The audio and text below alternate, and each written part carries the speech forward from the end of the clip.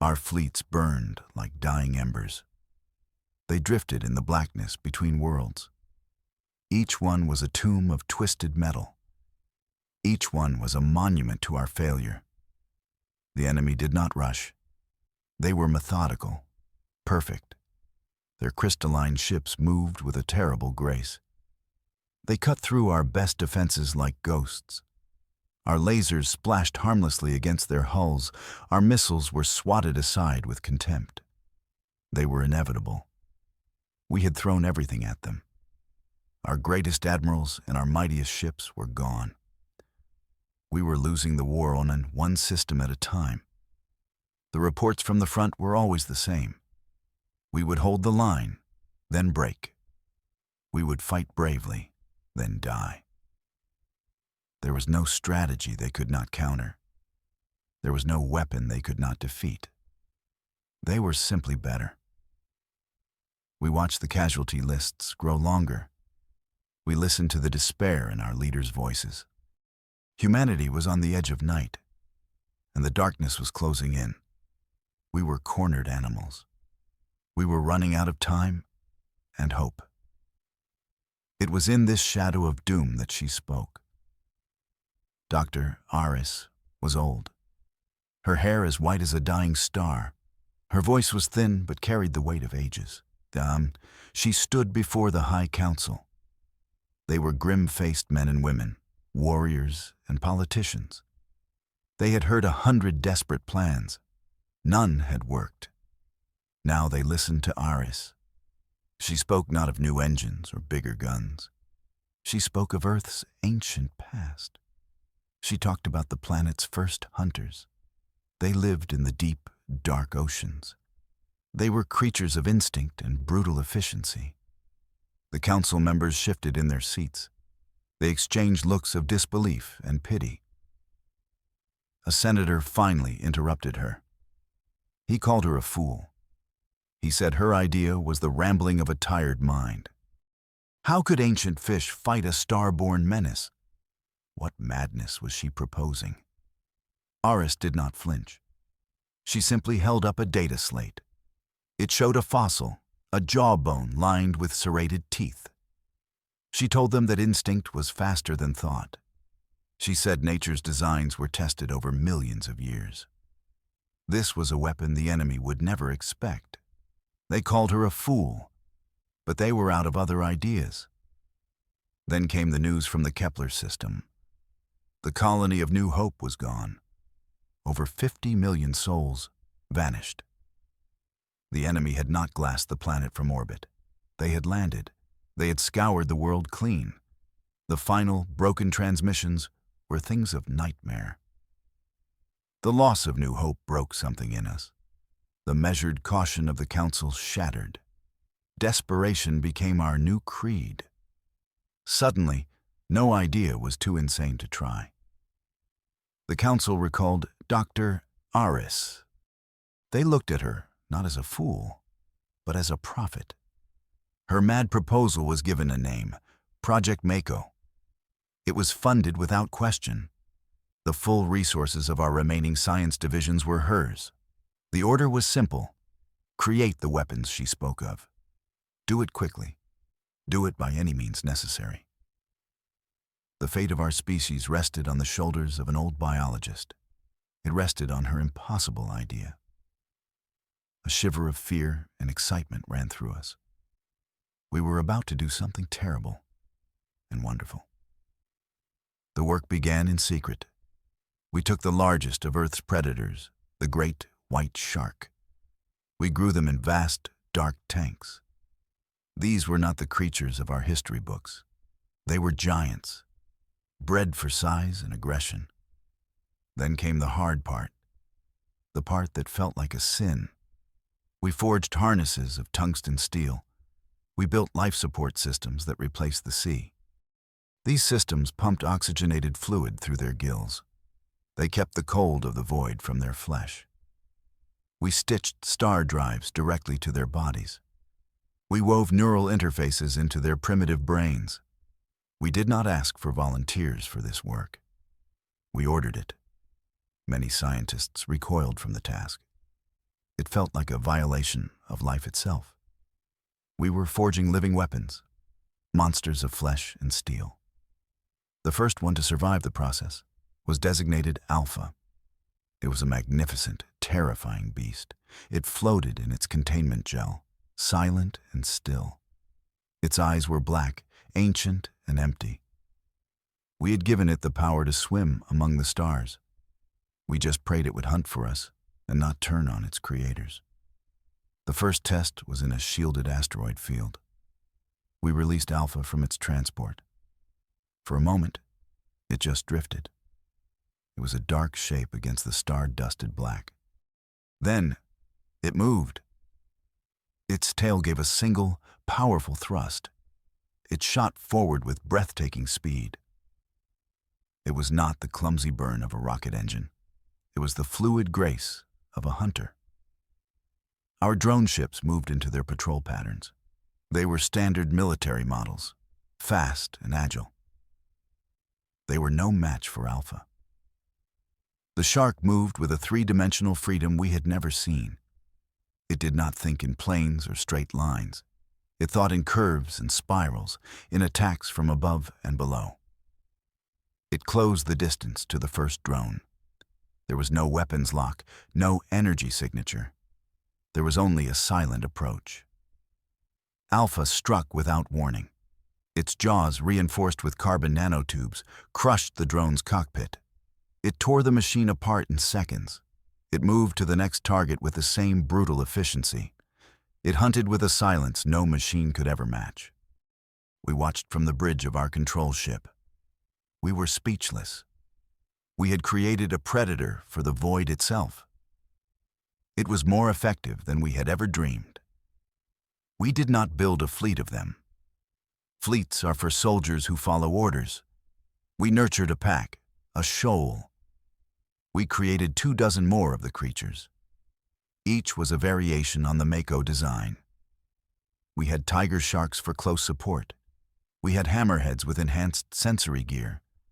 We even developed smaller, faster ones. They were based on the blue shark. They would be the outriders for the pack. We learned to communicate with them after a fashion. We could not give them orders. We could only suggest targets, present stimuli. We used low-frequency pulses and chemical lures. We projected the image of an enemy ship into their minds. We painted it as prey. Their response was not obedience. It was a deep, primal hunger. They gathered in the dark spaces between our ships. They moved as one, a silent, lightless shoal. They did not need lights or active sensors. They could sense the faintest electrical field. They could taste the metallic tang of a ship's drive from kilometers away. They were starborn predators, and their hunt was about to begin. The universe had never seen anything like them, and we, their creators, were beginning to understand the power we held. Our allies were not pleased. The Vuln, a species of silicon life, watched our work with disgust. Their ambassador came before our council. He was a being of crystalline logic and calm reason. But his voice held a tremor of something new. Fear. He said we were perverting the natural order. He spoke of the sanctity of life. He warned us that to create monsters, we must become monstrous ourselves. Our other allies, the bird-like Cathar, were more direct. They called our Mako project a barbarism. They said we were unleashing a horror upon the galaxy, a horror that could not be recalled or controlled. They threatened to break our alliance. They threatened to declare us a rogue species. We listened to their warnings. We understood their fears. In our darkest moments, we shared them. But what choice did we have? Our cities were burning. Our people were dying. The enemy gave no quarter. They offered no mercy. We could hold to our ideals and go extinct, or we could unleash our monsters and survive. It was not a choice at all. We told our allies that we would do what we must. We told them to stand aside if they would not stand with us. a cold silence grew between us and the rest of the galaxy. The call came from a convoy near the Crimson Nebula. They were hauling refugees and vital supplies. They were ambushed. The enemy fleet appeared from nowhere, a dozen crystalline razors. The convoy's 2 escort frigates were destroyed in the first volley. The transport ships were slow, helpless. They scattered like panicked birds. But there was no escape. The enemy was methodically disabling their engines. They were preparing to board and scour. It was New Hope all over again. The commander of the convoy sent a single, desperate message. "We are trapped. We are facing certain doom. May God have mercy on our souls." His message reached us just as our new pack was ready. It was their first real test. There was no time to send a traditional fleet. The nearest battle group was hours away. The convoy had only minutes. The order was given. The carrier ship, the Silent Abyss, made a short jump. It arrived at the edge of the nebula. It was far enough to remain undetected, close enough to release its cargo. We were about to roll the dice on the fate of thousands. We were about to answer the enemy's perfection with pure, primal chaos. From the launch bays of the Silent Abyss, we deployed the canisters. They were featureless black cylinders. They shot into the void towards the battle. They used simple cold gas thrusters. They made almost no heat or energy signature. The enemy would not see them as a threat. The canisters traveled the distance in minutes. Then they opened. The sharks emerged from their transport cocoons. They tasted the void and the scent of prey. The enemy ships were pulsing with energy. Their shields were humming. Their drives were hot. To the sharks, it was a symphony of life. It was a dinner bell. On the bridge of the enemy flagship, a sensor officer noted the anomaly. Multiple small life signs. They were appearing near the disabled convoy. They had no ship readings, no technology signatures. Just life. The enemy commander was confused. What was this? Some new human psychological tactic? A trick? He ordered his ships to hold their fire. He wanted to understand this strange new development. That was his first and last mistake. His curiosity gave our predators all the time they needed. The shoal closed in, unseen, unheard, and ravenous. The first shark to strike was the Alpha. It targeted the enemy flagship. It did not fire a laser. It did not launch a torpedo. It used its body as a living missile. The impact was catastrophic. A creature of that mass, moving at that speed, was a kinetic weapon of immense power. It shattered the crystalline hull. It tore a gaping hole in the ship's side. The vessel depressurized in an instant. Alarms blared across a bridge that was now open to the vacuum. Before the enemy could react, the rest of the pack descended. It was a feast of light and crystal. The sharks tore through the smaller enemy ships. Their serrated teeth ripped through armor. Their powerful tails smashed gun emplacements. One of the hammerheads rammed a vessel's engine block. The resulting explosion was silent, but brilliant. It consumed the ship and its neighbor. The enemy was in chaos.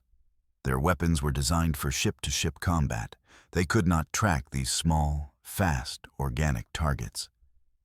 They were fighting a force of nature. It was like trying to shoot a hurricane with a rifle. The battle was over in less than 10 minutes. The convoy was saved. The enemy fleet was a cloud of glittering debris.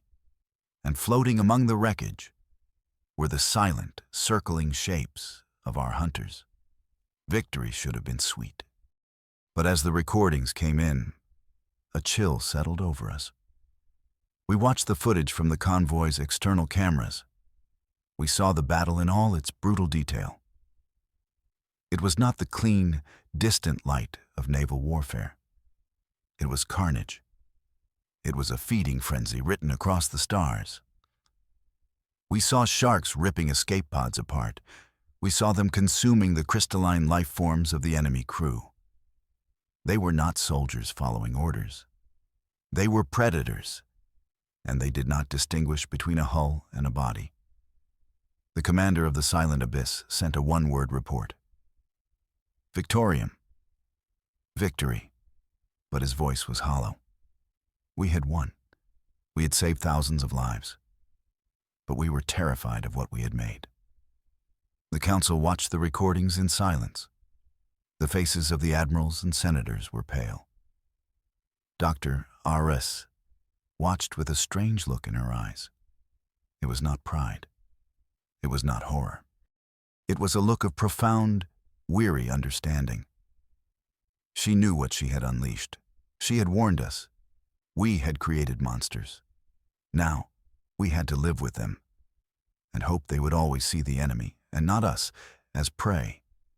The enemy had a name for us before. They called us the Dust Dwellers. It was a term of contempt. They saw us as primitive carbon life, clinging to rocks. After the Crimson Nebula, they spoke of us in new terms. Their scattered survivors told tales of the attack. They spoke of monsters from the dark. They described silent hunters that moved without drives. They told stories of living ships that fed on their fleets. Their logical, ordered minds could barely process it. The concept was alien to them. They created a new name for our secret weapon. They called them the Vakma, the Void Maws. And through them, they created a new name for us. We were no longer the Dust Dwellers. We were the Maw Keepers, the masters of monsters. The tales spread through their networks. They were filled with fear and superstition. They told of how we had made a pact with ancient demons. They said we had summoned them from the blackest pits of our home world. In a way, they were not wrong. We had reached back into our planet's savage heart. We had brought its most perfect killer into the stars. The legend of the Void Maw was born, and with it, a new, terrible fear of humanity. The enemy was not idle. They were intelligent and adaptable. They began to create new defenses. They deployed fields of high-energy static. These fields disrupted the shark's electro-senses. They coated their hulls with ablative armor. The armor was laced with fast-acting neurotoxins. A single bite could now kill a hunter. Their tactics changed. They traveled in tighter formations. They created overlapping fields of point defense fire. The first few encounters with these new defenses were costly. We lost 7 sharks in an attack on a supply depot. The pack was forced to retreat. The arms race had begun. But this was an arms race of instinct. We could not simply install new software. We had to teach our hunters new tricks. We enhanced the shielding on their harnesses. We developed an antidote to the neurotoxin. We pumped it directly into their systems. We taught them new hunting strategies. We trained them to attack in waves. The smaller blue sharks would go in first. They would trigger the defenses and find the weak points. Then the larger tigers and the alpha would strike the killing blow. It was a brutal process of evolution. We were pushing our living weapons to be faster, stronger, and deadlier. Each new defense from the enemy was met with a new, more savage response from our pack. The time had come. The enemy gathered their grand armada.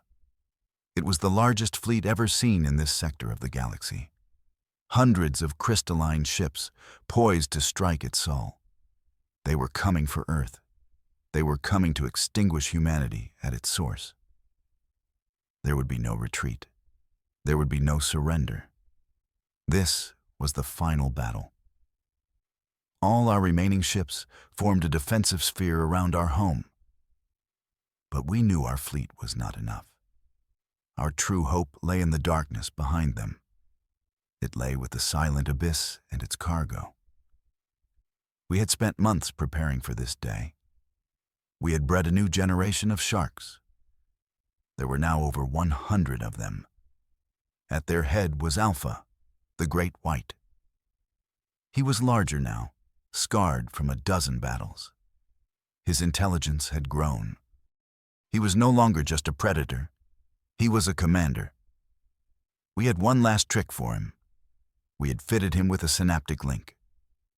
For the first time, we could see through his eyes. We could feel what he felt. The order was given. The canisters were launched. The Great White and his entire swarm swam towards the enemy armada. This would be his final hunt, and it would decide the fate of all of us. We saw the battle through Alpha's eyes. It was a world of electric fields and pressure waves. The enemy fleet was a blazing forest of light. It was a wall of prey, vast and overwhelming. There was no fear in the Great White's mind. There was only a cold, absolute focus. He gave the silent command. The swarm split into hunting packs. They surged forward. We saw the point defense lasers stitch across the void. We felt the concussions of exploding sharks. We saw the neurotoxin clouds bloom like poison flowers. But for every hunter that fell, 2 more broke through. They slammed into the enemy lines. The Grand Armada buckled under the sheer ferocity. We watched through Alpha's eyes as he tore the throat out of an enemy dreadnought. We felt the crunch of crystal and the surge of triumph. The battle raged for hours. It was a storm of instinct against logic. It was a red tide of tooth and claw against a storm of light. In the end, instinct won. The enemy armada broke. The survivors fled into the void, hunted every step of the way. We had won the war. We had saved our species. We had saved our home. Now the galaxy is quiet. The enemy is gone. Our allies keep their distance. They look at us with a mixture of gratitude and terror. They know what we did. They know what we command. We sail a vacuum that we have reddened with blood. And we are forever followed by the silent shadows of the monsters that call us master.